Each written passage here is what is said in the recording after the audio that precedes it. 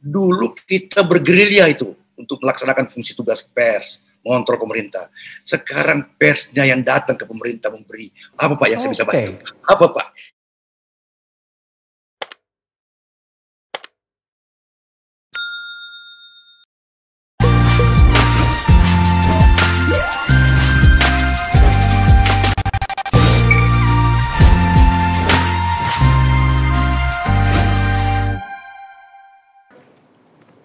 Kita akan terus membicarakan tentang demokrasi. Begitulah adanya negara harus berkembang. Dan membicarakan demokrasi harus membicarakan tentang media. Akbar Faisal Uncensored tidak pernah mengangkat atau belum mengangkat soal media. Kali ini kita akan membicarakan tentang media. Khususnya perilaku media di hadapan kekuasaan dan atau sebaliknya. Perilaku kekuasaan di hadapan media. Kekinian, kita berbicara pada konteks Indonesia. Saya telah mengundang dua orang wartawan senior. Yang pertama adalah Budi Setiarso, Direktur Pemberitaan Tempo Group. Mas Budi, thank you ya. Apa kabar Bang? Dia memilih tetap menggunakan masker. Harus gitu ya. Biar aman, biar aman. Yang kedua, di ujung telepon sana, seorang wartawan senior, Ilham Bintang. Hari ini sebagai Ketua Dewan Kehormatan Persatuan Wartawan Indonesia. Pak Ilham. Selamat sore Pak Akbar. Baik. Mas Budi, selamat sore. Saya juga akan melibatkan nantinya netizen untuk membicarakan ini. Tetapi kita akan berbicara dulu dengan dua wartawan senior ini. Bro, Budi. Apa yang ingin Anda katakan tentang apa yang saya ungkapkan tadi? Perilaku kekuasaan di hadapan media dan sebaliknya perilaku media di hadapan kekuasaan hari ini. Oke. Pertanyaan agak sulit ini ya. Tapi gini, kalau sebenarnya secara normatif ya, media itu kan sebenarnya bekerja berbasiskan value-value. Kita selalu mendengungkan atau kita selalu mengatakan bahwa kita itu bekerja untuk publik gitu, sebagai kalau bahasa kerennya kan pers sebagai pilar keempat demokrasi. Artinya di situ ada tanggung jawab kita. Kita tidak pernah bekerja untuk kepentingan politik tertentu, kekuatan politik tertentu, tapi kita bekerja untuk publik. Nah disitulah mungkin panduannya ya. Jadi baik ketika kita mengkritik pemerintah, atau kita mengkritik organisasi masyarakat, atau kita mengkritik satu pihak, itu basisnya kepentingan publik. Sedetail apapun kita punya data terhadap seseorang, kalau dia tidak berkaitan dengan publik, maka kita tidak pernah mempublikasikannya. Ini basis normatif kerja kita ya. Jadi di hadapan kekuasaan pun ya kita bekerja untuk itu gitu. Kita misalnya sedekat apapun ya, misalnya Bang Akbar Faisal jadi presiden gitu. Kita tahu kita sehari-hari akrab, itu tidak membuat pers gitu, meskipun dekat secara personal, lalu kita terganggu atau terkurangi kadar kekritisan kita, enggak. Dan itu sudah teruji. Kalau terutama dari kami ya, kita dekat dengan Gus Dur. Gus Dur adalah kolumnis yang ketika menulis kolom, beliau selalu menulisnya bukan selalu, tapi seringkali menulisnya di kantor Tempo. Kita dengan Pak SBY dekat juga, dengan Pak Jokowi apalagi. Tapi begitu beliau-beliau ini kemudian menempati posisinya, maka beliau adalah pejabat publik yang kita harus melihatnya sebagai ya dia adalah objek yang harus selalu juga menggunakan basis-basis kepentingan publik. Ya, ketika kita menilai ini nggak sesuai nih dengan kita kritik gitu.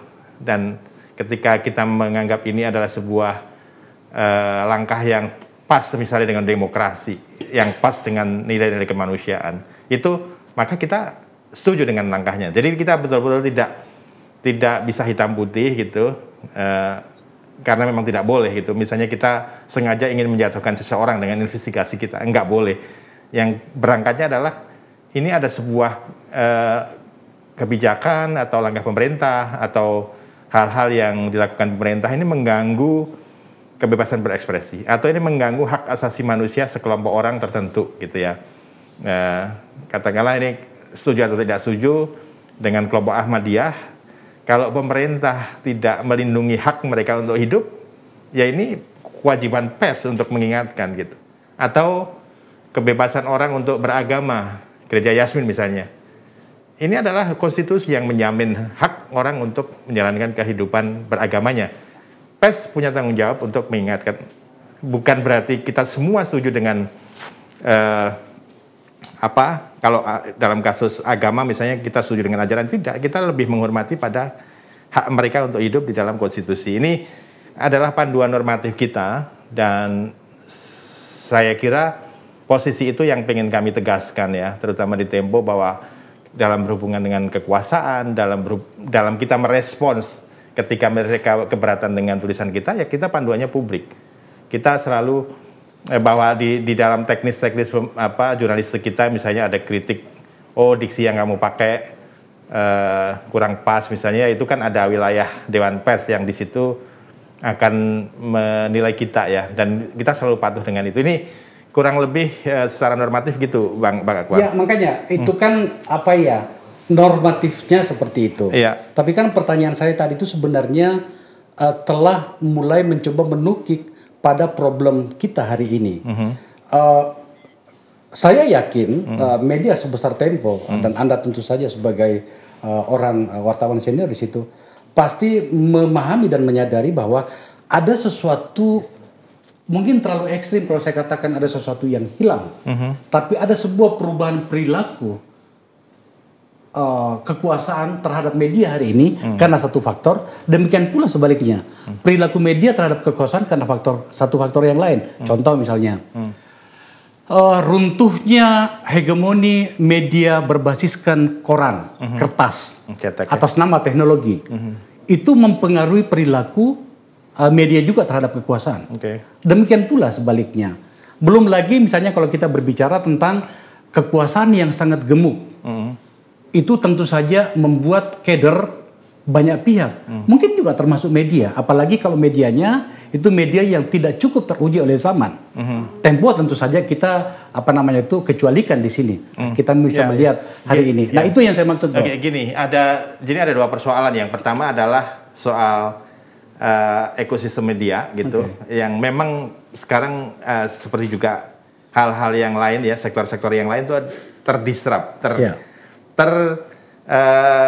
yang tadinya itu tadi betul orang udah nyaman mapan dengan cetak gitu ya kemana-mana, tapi generasi dan juga teknologi membuat itu semua kita harus membongkar model bisnis kita, itu benar. Dan yang kedua, teknologi juga semacam merendahkan atau menurunkan tingkat kepercayaan orang kepada media. Ya, itu karena apa? Karena memang sekarang semua orang bisa mengakses semua informasi, banjir informasi dari dulu zaman. Dia bisa menjadi wartawan. Dia menjadi wartawan kayak Bang Akbar. Jadi itu adalah disruption yang kita alami, dan secara umum juga ekosistem media itu betul-betul harus menyesuaikan.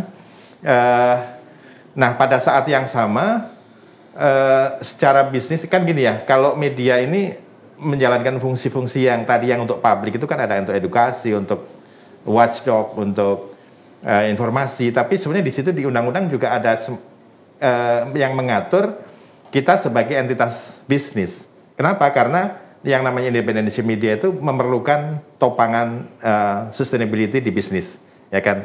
Kalau ngomong-ngomong nggak sustain bisnis, kan nggak mungkin kita bisa hidup independen kan. Nah, ini yang dua-duanya itu yang coba kita seimbangkan. Pertama, dengan tentu saja kita sekarang kalau kita terus terang media memang masih nilai sumber kehidupannya itu betul masih lebih banyak di iklan. Tapi kita juga sedang berusaha untuk meningkatkan dari sisi subscription. Ini kenapa? Karena kalau kita beranggapan atau berasumsi media yang ditopang oleh pelanggan, dan sekarang kita menggunakan juga digital, cetak tadi itu cetak itu platform ya, platform artinya yang penting menurut saya adalah dapurnya. Ya, tapi kan mempengaruhi, mempengaruhi mindset dan segala macam gitu. Nah gini, jadi kita menganggap jurnalisme yang baik, tanggung jawab yang baik itu kemudian harus dialihkan dari cetak ke digital. Ini yang platformnya, alatnya gitu ya. Yang penting adalah chefnya kan. Kalau saya nasi goreng, penjual nasi goreng mau dijual di warteg atau mau dijual di kaki lima itu nggak peduli, yang penting rasanya enak dan itu berguna untuk orang. Sama juga pers, mau cetak atau digital harusnya begitu gitu. Nah ini yang coba kita lakukan. Memang dalam tadi yang saya sebut ekosistem, pada saat yang sama karena teknologi ini pengiklan itu kemudian juga banyak yang lebih karena mungkin lebih efisien.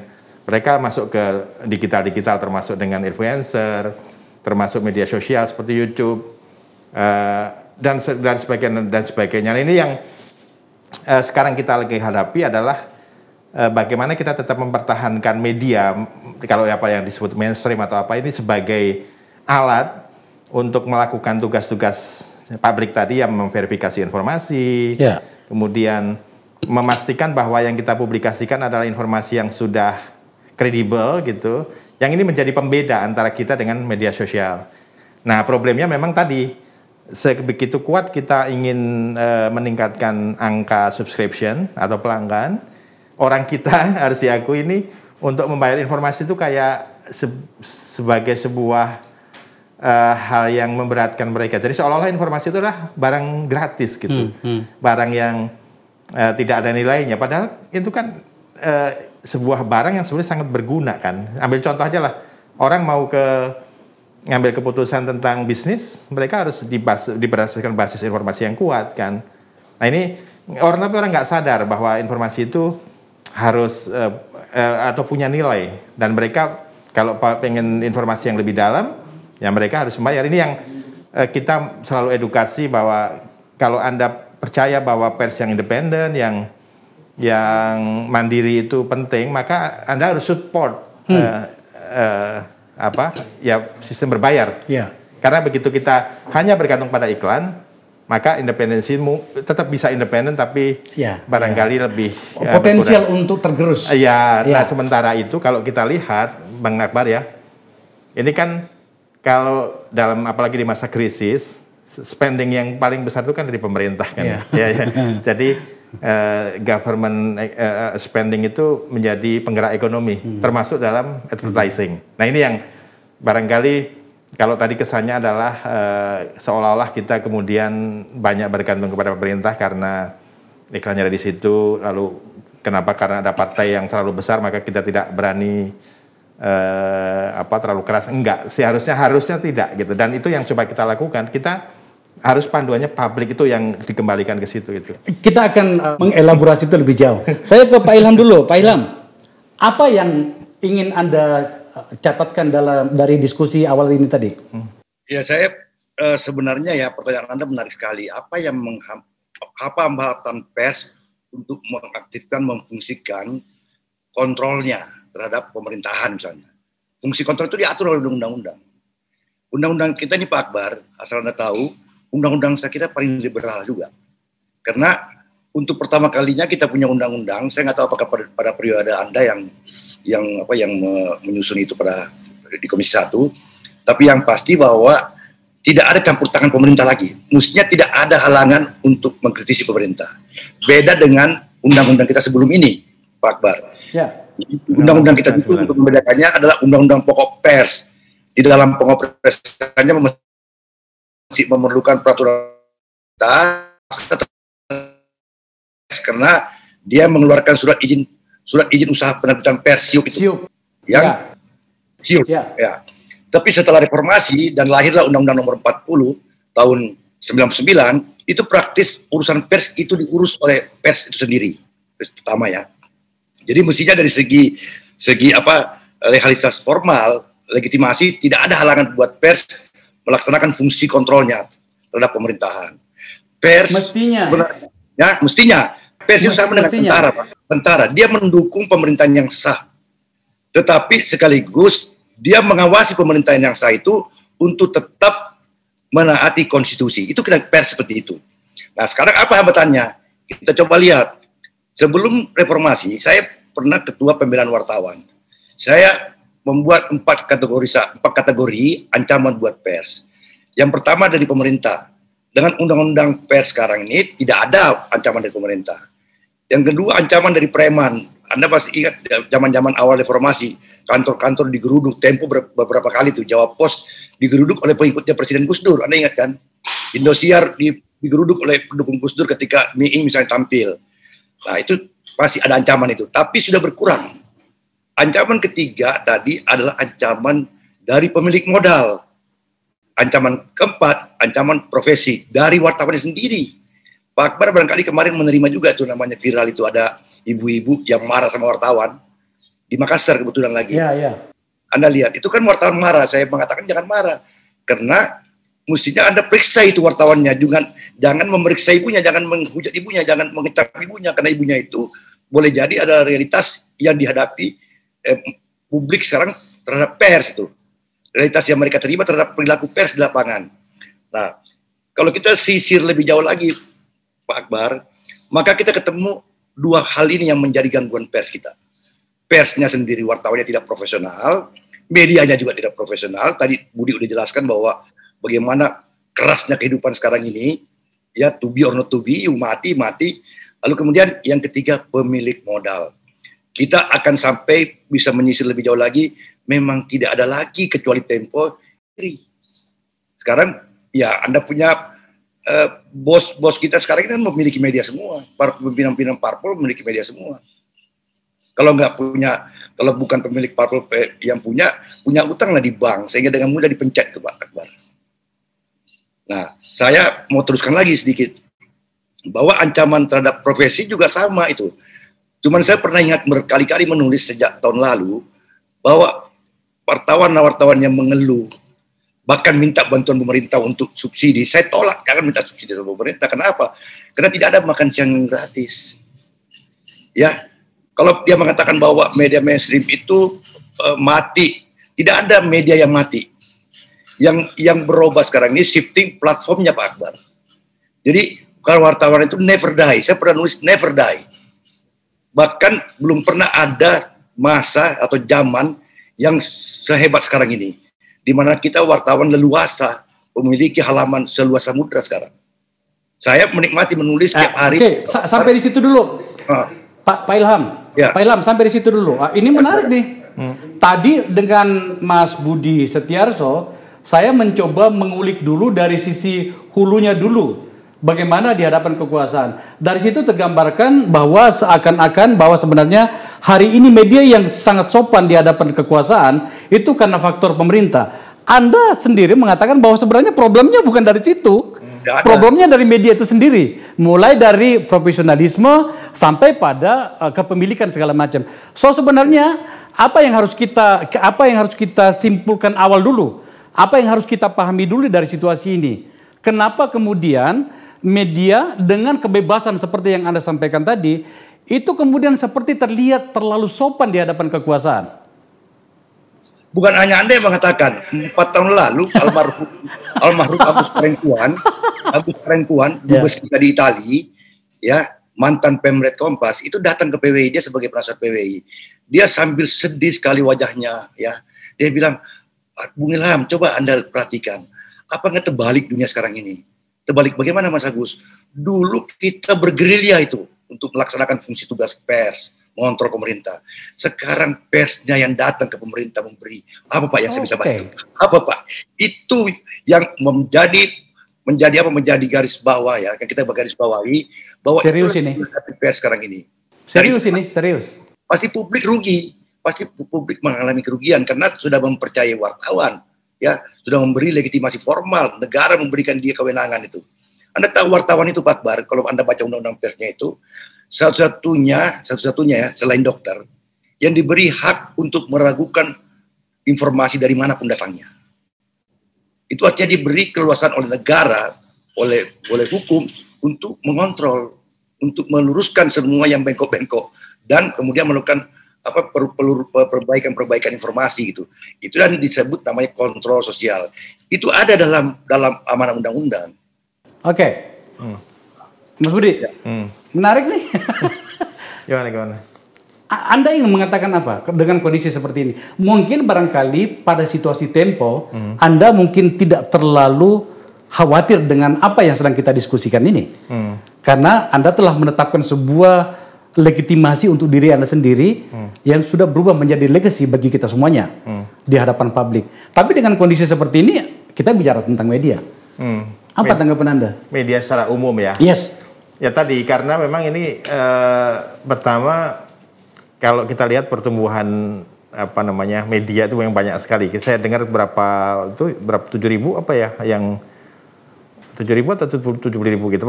Mestinya ada di Dewan Pers perusahaan-perusahaan atau media-media baru lah di berbagai daerah dengan segmen yang bisa sempit, bisa gede gitu, bisa di segmen daerah tertentu gitu. Itu banyak banget. Dan sejauh ini memang ya tidak semua harus diakui menerapkan satu standar yang sama gitu ya. Kayak banyak yang mereka bikin media untuk ya harus diakui ada lah yang untuk katakanlah dipakai untuk kepentingan-kepentingan yang negatif gitu, yang memang bahasanya media tapi mereka pakai untuk kepentingan-kepentingan pasti ada gitu. Dan karena itu Dewan Pers kan kemudian ada satu langkah yang sertifikasi ya.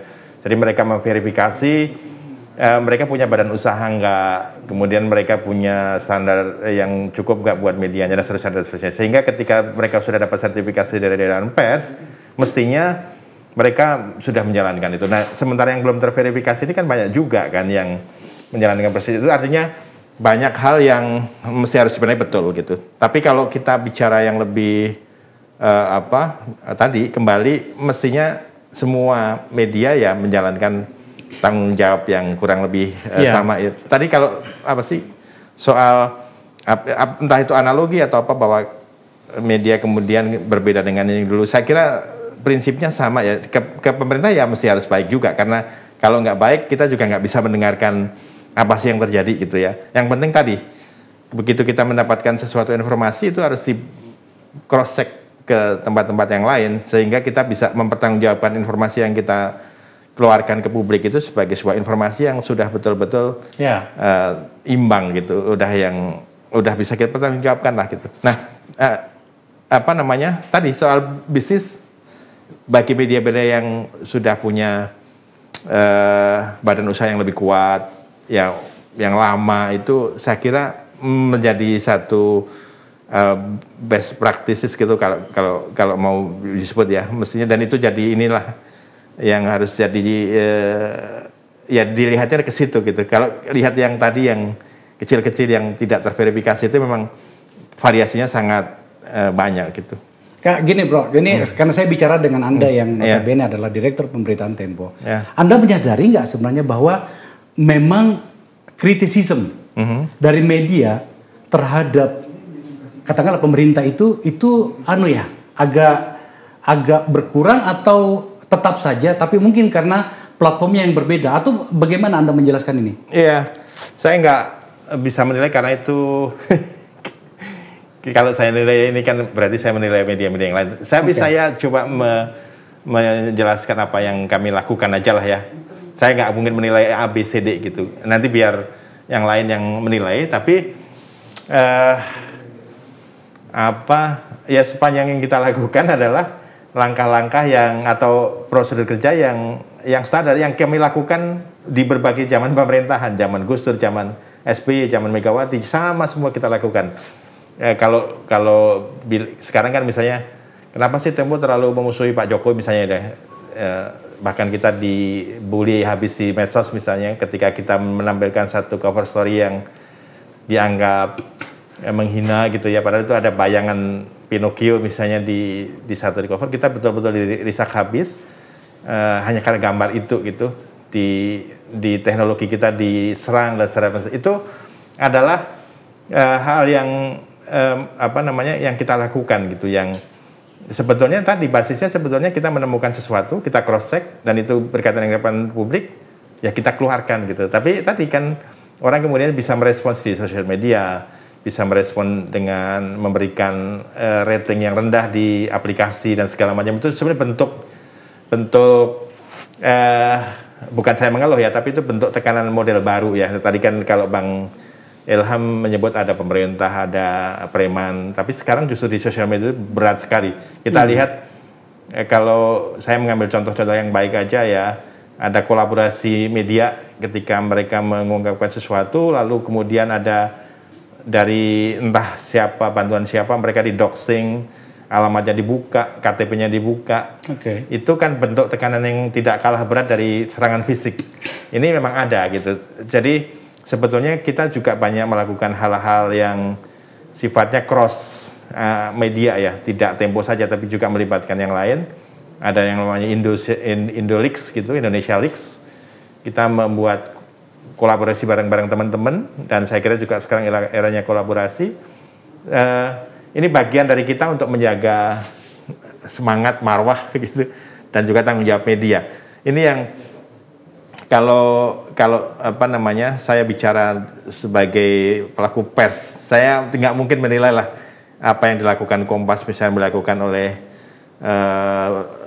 check and recheck, terus dilakukan oleh grup MNC, dan saya nggak mungkin menilai itu. Tapi yang jelas saya ingin mengatakan kita semua mestinya ya tetap menjalankan fungsi sesuai undang-undang pers tadi ya, sebagai sumber informasi, sebagai untuk edukasi, sebagai hiburan juga. Tapi yang lebih penting adalah bagaimana kita juga menjadi watchdog gitu, sebagai bagian terpenting di demokrasi gitu. Karena kalau kita lihat landscape politik kita agak susah memang sih.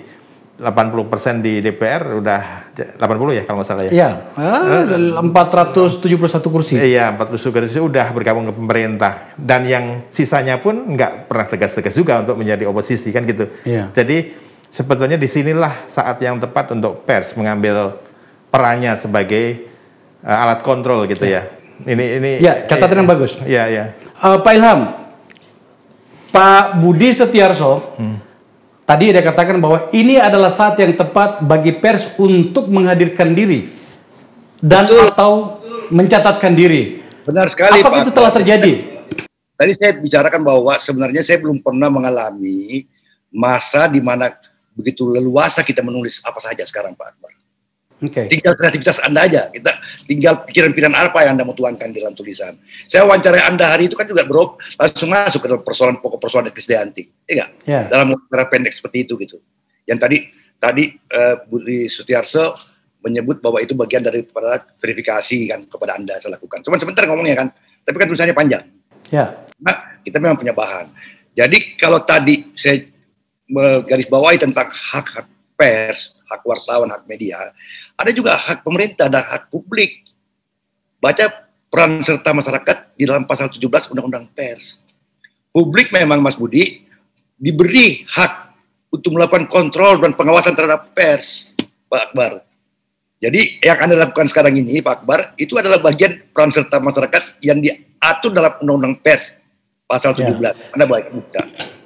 Apa dilakukan oleh Helmi Yahya, Deddy Corbuzier, meskipun dia bukan wartawan, tetapi itu di peran serta masyarakat yang diakomodir oleh Undang-Undang Pers. Jadi nggak pemerintah maupun nggak usah pakai doxing segala macam, nggak usah menghancurkan katakanlah pribadi-pribadi pimpinan medianya. Anda bisa melakukan tuntutan hukum kok. Kalau pelanggaran kode etik, Anda ke Dewan Pers kan gitu Pak Akbar. Jadi ini sebenarnya momentum untuk sama-sama kita belajar menikmati demokrasi gitu sebenarnya. Tapi alhasil tidak semua media memang orang wartawan itu merasakan atau merasa butuh untuk berubah gitu. Padahal dunia udah berubah dan punya aturan-aturan sendiri. Tadi Anda menyinggung tentang media sosial, YouTube segala macam. Loh itu memang kita harus berorientasi kepada situ. Buktinya apa Pak Akbar? Buktinya saya bilang Budi Setiarso mungkin lagi tidur. Itu netizen itu ada netizen di sini ya. Itu netizen saya salut juga Pak Akbar. Siapa yang menemukan namanya pimpinan militer menginjak kepala orang Papua? Kan netizen, kita mungkin lagi tidur. Siapa yang menemukan gubernur, bupati atau kepala daerah mana yang berpesta pora pada waktu pandemi? Itu netizen. Mungkin ketika kita tidur. Jadi dalam pengertian bahwa masyarakat juga sudah melakukan fungsinya sesuai amanah Undang-Undang Pers pasal 17, yaitu peran serta masyarakat.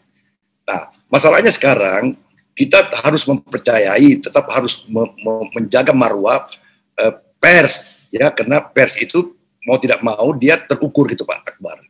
Tetapi kalau pers terlambat terus, ya seperti Anda cemaskan bahwa pers sekarang ini kelihatannya lamban sekali. Ambil contoh, kenapa kita asik misalnya masuk memberitakan saja itu persoalan peran, mestinya kita langsung pasang benteng itu ketika ada usaha untuk memperpanjang jabatan presiden, lalu kemudian menambah 2 periode menjadi 3 periode, itu sudah sejak awal jangan diberitakan, bukan jangan diberitakan, sudah harus diingatkan bahwa presiden, pers itu akan patuh, ya, taat pada presiden yang sah. Tapi kapan Anda misalnya keluar dari amanah konstitusi, kita akan berteriak, karena memang cuma bisa berteriak kita Pak Akbar, kita nggak punya alat pemaksa yang lain. Misalnya kayak alat pemaksa, kita cuma bisa berteriak, ada kelihatan kerbau, kita bilang kerbau, ada macan, kita bilang macan. Tapi saya kira itu cukup lumayan lah untuk bisa mempengaruhi publik, melindungi publik dari misalnya penyalahgunaan. Gini Pak Ilham.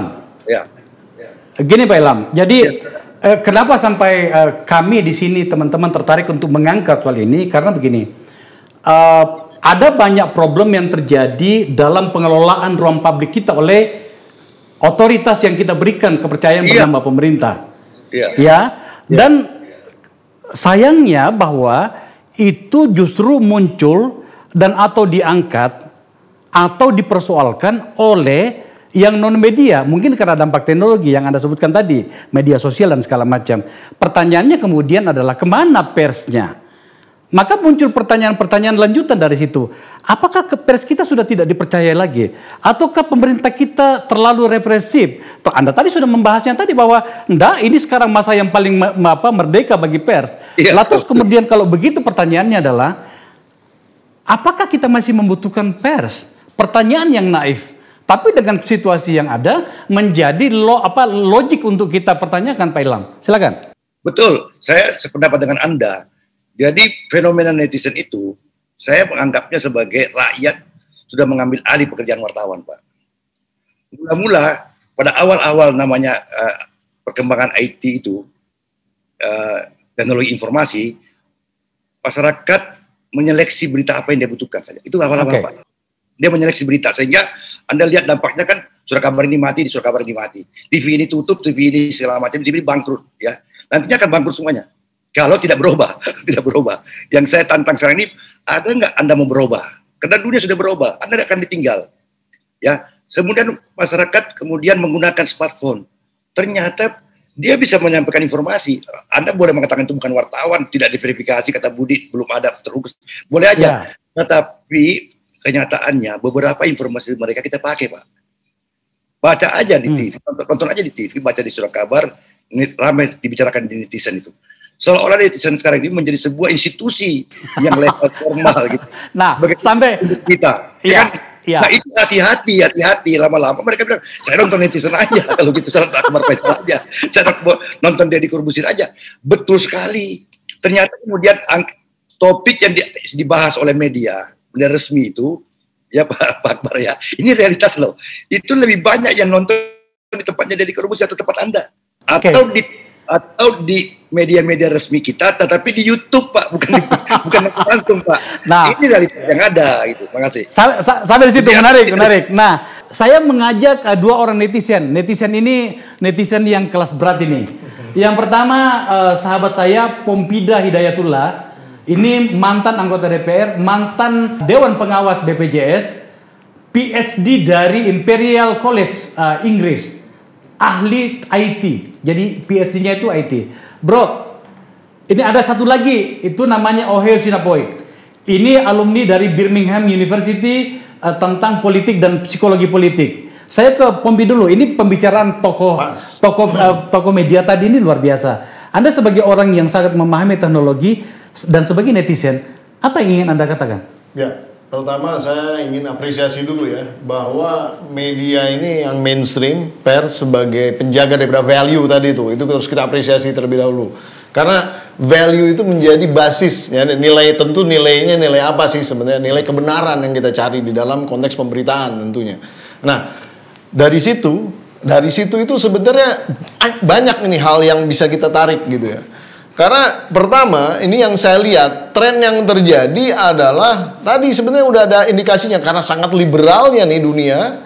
Nah, Bang Ilham tadi udah memberikan indikasi bahwa sebenarnya kita tuh harus ikut di dalam konteks permainannya si sosmed kan gitu. Jadi seolah-olah kebenarannya seolah-olah sosmed duluan gitu, seolah-olah ya.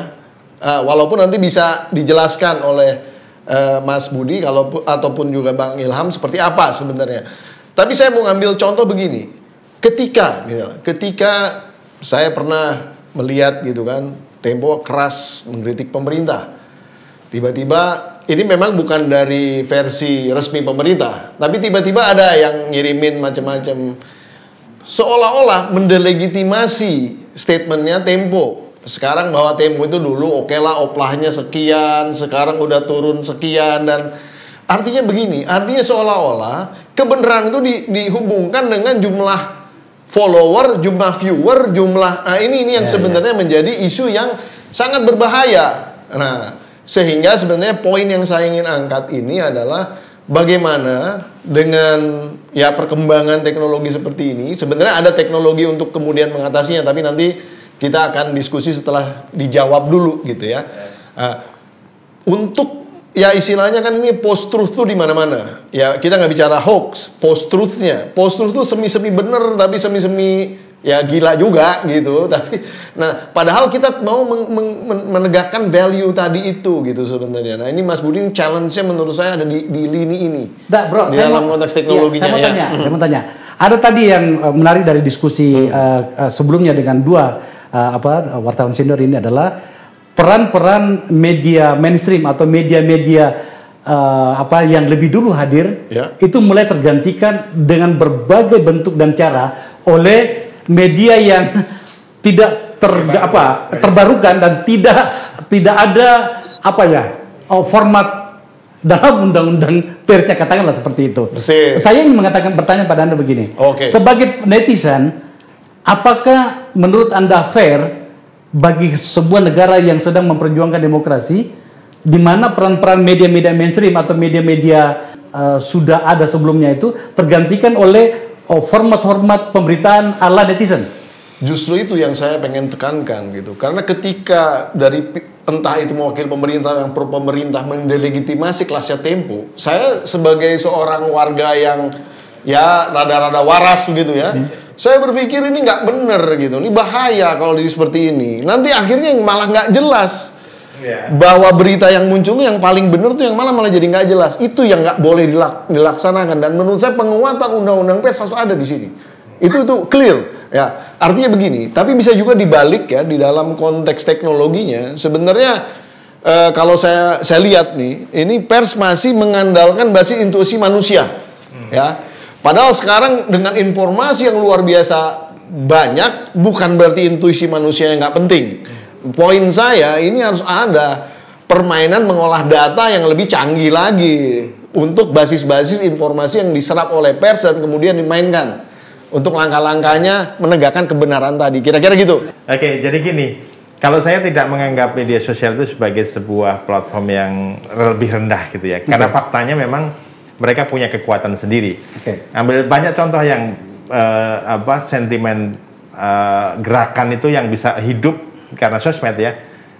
Dari awal misalnya Prita ketika dia digugat oleh sebuah korporasi, kekuatan media sosial lah yang membantu dia. Banyak sekali yang gerakan-gerakan semacam itu ya, termasuk gerakan menentang revisi undang-undang KPK itu juga bergerak berbasiskan media sosial. Artinya mereka sebenarnya punya kekuatan yang tersendiri gitu. Tapi di situ juga sebenarnya karena ada teknologinya juga menciptakan lubang yang lain, yaitu misalnya gini, karena media sosial itu hidup dari teknologi, algoritma, orang dijejali dengan informasi yang memang custom. Kalau saya suka dengan informasi tentang bola, dengan seketika teknologi akan mendorong saya untuk lebih suka lebih banyak lagi membaca berita bola. Kalau saya suka membuka situs porno, saya akan dijejali lagi dengan situs porno. Dan disitulah yang menurut saya jebakannya adalah karena orang bisa menciptakan tren, menciptakan sesuatu untuk menyimbangi. Seolah-olah ini sebenarnya demokrasi, opini publik, tapi sebenarnya bisa diciptakan dengan teknologi ya. Jadi gini, kan sekarang ada itu yang misalnya di-trigger satu isu seolah-olah ini ada desakan masyarakat untuk membuat sebuah kebijakan. Padahal itu sebenarnya di-trigger oleh teknologi. Betul. Nah, pemerintah ya ini ambil contohnya pemerintah ya. Berdalih karena ini adalah dorongan publik yang tercermin dalam sentimen-sentimen media sosial, saya akan menggunakan ini sebagai basis kebijakan. Padahal ini mungkin ada biasnya. Tapi sebenarnya kalau saya tidak ingin mengatakan media sosial itu punya kekuatan yang lebih rendah, enggak. Nah, media mainstream atau media yang lebih lama tumbuh itu di situ sebetulnya punya peran yang lain gitu, peran untuk menciptakan sebuah liputan-liputan yang mendalam kalau memang investigatif ya, atau dia bisa memberikan konteks bahwa sebuah peristiwa kalau kita melihat begini-begini, ini sebenarnya konteksnya di sini, ini sebenarnya peran yang juga bisa dimainkan oleh media seperti Tempo gitu. Jadi ini menurut saya bisa saling melengkapi, ya? Tapi juga bisa saling memakan gitu. Karena memang teknologi ini membuat orang lebih terkotak-kotak ya tadi. Kalau saya sudah terbukti di Amerika juga, orang yang kanan sekali dia akan cenderung memilih Trump gitu, yang sisi sebaliknya memilih Hillary waktu itu ya. Ini zaman yang memang nggak mudah buat kita untuk terutama media ya, yang bagaimana menyesuaikan. Karena itu kita sih menganggap penting berkolaborasi gitu untuk mengangkat kekuatan masing-masing ya. Media sosial dengan crowd yang luar biasa itu bisa dipakai untuk kekuatan berkolaborasi dengan media yang punya histori, punya sejarah dalam meningkatkan, dalam menjaga value-value tadi. Jadi idenya sih seperti itu. Oheo Sunapoi, Anda sebagai orang yang sebagai politisi berlatar belakang kajian pada sosial politik, faktor hegemoni dan dominasi pemerintah sendiri terhadap pertumbuhan dan eksistensi media kita itu seperti apa menurutmu, Bro? Kata Topsy Gibbs, dia bilang begini, distraction is a killer of dreams, vision, and goals. Apa distraction di masa sekarang ini? Distraction kita itu adalah digitalisasi. Digitalisasi ini memang increase the creativity, jadi kreativitas orang yang main di sini itu naik, tapi kill the quality. Kan sebenarnya ada dua masalah di sini nih. Satu media, satu jurnalisme. Media itu adalah perangkat diseminasinya, jurnalisme itu adalah konten. Dulu sebelum ada digitalisasi, fungsi jurnalisme ini penting sekali karena ini adalah konten yang akan nanti merubah semacam sebuah struktur cara berpikir orang. Media ini menjadi sebuah alat saja. Lah sekarang ini kebalikan. Sekarang ini kelihatannya seperti saya lihat ini, media ini menjadi sebuah kekuatan untuk merubah opini. Jurnalisme ini tidak lagi menjadi sebuah kekuatan konten, tulisan, pendapat atau apa, tetapi sudah menjadi selebriti.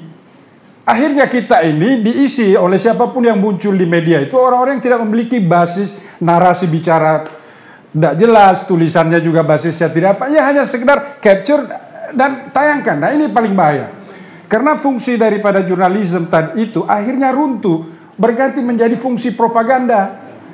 Propaganda ini akhirnya kita terjebak ini loh, yang tadinya betul jadi salah, yang salah jadi betul. Nah inilah, kalau bisa penguatan undang-undang pers ke depan itu, kalau saya usulkan, sebagai seorang politisi saya usulkan, siapapun yang ingin bicara di media elektronik, dia harus menjadi wartawan, harus disertifikasi. Sudah terjadi kok sekarang? Ya belum, kan? Tidak ada semua, tidak ada. Jadi gini, Pak semua bicara ini. Bentar saya jelaskan. Yang dimaksud itu, wartawan dalam kode etik wajib memperhatikan otoritas sumber kalau bicara di TV. Nah makanya itu saya sarankan. Termasuk itu artinya sumbernya itu harus terverifikasi bahwa dia memang. Maka itu saya sarankan siapapun yang ingin menyebarkan informasi melalui medianya, entah itu saya punya YouTube ini, YouTube itu, dia harus terverifikasi menjadi seorang wartawan. Kalau tidak jangan bicara sembarangan. Atau begini aja, kita rubah permainan. Di Reuters itu kalau kita bicara di Channel 4 itu ada acara namanya no comment, cuma gambar aja. Kemungkinan besar inilah yang sesungguhnya adalah media. Dia tidak perlu menampilkan karena dia cukup menampilkan gambar. dia membiarkan penontonnya itu mengambil kesimpulan sendiri-sendiri. Itu yang bisa, menurut saya itu adalah sebuah media ideal. Tapi kalau disertai dengan bicara, apalagi begini, kalau saya diwawancara oleh seorang pewarta, kalau lebih banyak bicaranya daripada saya yang bicara, kan sebenarnya yang mencari informasi ini siapa? Akhirnya saya bingung ini sebenarnya. Saya yang sebenarnya adalah sumber informasi. Lo jangan saya yang dituduh. Ini bahaya ini. Sampai situ dulu. Ini menarik nih, Pak Ilham. Apa catatan Anda? Tadi yang netizen saya ini berharga sekali usulannya. Tapi saya ingin menjelaskan bahwa yang tadi Anda sebutkan bahwa media itu harus memperhatikan sumber beritanya. Dia harus punya semacam kewenangan dan sebagainya, itu sudah diatur dalam kode etik kita. Wartawan memperhatikan kompetensi sumber. Nggak bisa misalnya Anda mau bicara tentang IMB sebuah gedung, dia bicara sama tukang parkirnya, itu kan nggak itu wartawan bodoh namanya kalau itu dilakukan itu. Masalahnya sekarang kadang saya berperang di dalam sendiri, ya. Di home front gitu Pak Akbar, karena saya memanjakan netizen. Netizen kalau melakukan doxing segala macam ini mudah sekali Mas Budi. Kita mudah-mudahan masih punya perangkat hukum yang cepat mengambil alih tindakan-tindakan pidana yang dilakukan oleh netizen itu gitu. Tetapi percayalah bahwa pada zaman-zaman kita pertama kali kenal namanya surat kabar, Anda periksa deh di arsip itu juga segala macam masuk di halaman satunya itu Pak Akbar. Mulai ada obat kuat segala macam ini. Awal-awal kita seperti itulah kita masih gamang ini, masih mencari bentuk. Apalagi zaman dulu juga wartawan tuh eksis Pak Akbar dan tidak pernah tahu soal gaji. Ya mereka dulu jual rumah Pak, jual segala macam. Tapi kan itu tidak bisa lagi terjadi sekarang Pak. Kan, saya mau mengatakan bahwa saya mau menggarisbawahi tentang model bisnis dulu juga belum ketemu waktu zaman itu. Oke. Nah sekarang kita bergaul dengan teknologi terbarukan misalnya. Ya, kita juga sedang mencari-cari model bisnis itu. Tetapi saya percaya Pak Akbar bahwa wartawan tidak akan kehilangan peluang untuk menyampaikan katakanlah kontrolnya. Karena sekarang medianya seluas samudra, Anda tinggal di Facebook diikuti orang. Saya berhasil mengangkat kisah saya waktu di Bobol dari Australia itu Pak, bukan ditulisan di media saya Pak, bukan juga konferensi pers dengan wartawan.